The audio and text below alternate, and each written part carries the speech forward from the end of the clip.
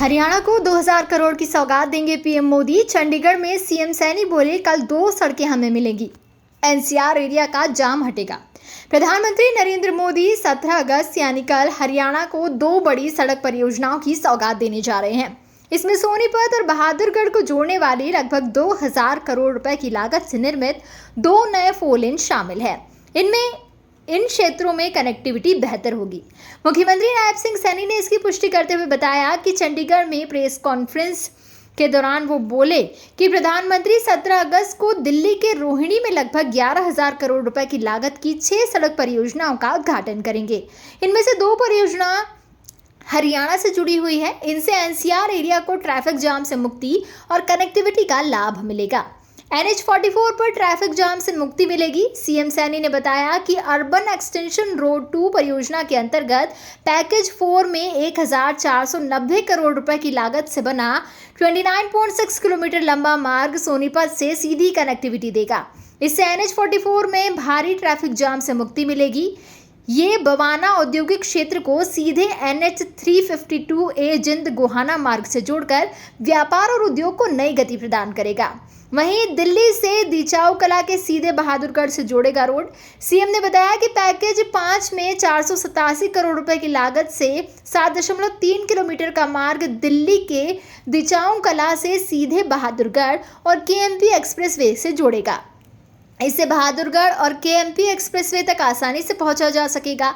CM ने कहा कि इन परियोजनाओं के लोकार्पण से क्षेत्र में औद्योगिक विकास, रोजगार सृजन और यातायात सुगमता को नया आयाम मिलेगा। साथ ही राष्ट्रीय राजधानी क्षेत्र से हरियाणा के प्रमुख शहरों की कनेक्टिविटी सुदृढ़ होगी। द्वारका एक्सप्रेसवे के इस हिस्से का उद्घाटन भी किया जाने वाला है। पैकेज 1 में शिव मूर्ति चौराहा से द्वारका सेक्टर 21 में रोड अंडरब्रिज तक 5.9 किलोमीटर के पैकेज 2 में द्वारका सेक्टर 21 RUB से दिल्ली हरियाणा सीमा तक 4.2 किलोमीटर का पीएम उद्घाटन करेंगे। द्वारका एक्सप्रेसवे के 19 किलोमीटर लंबे हरियाणा खंड एवं अन्य चीज़ों का प्रधानमंत्री ने मार्च 2024 में उद्घाटन किया था।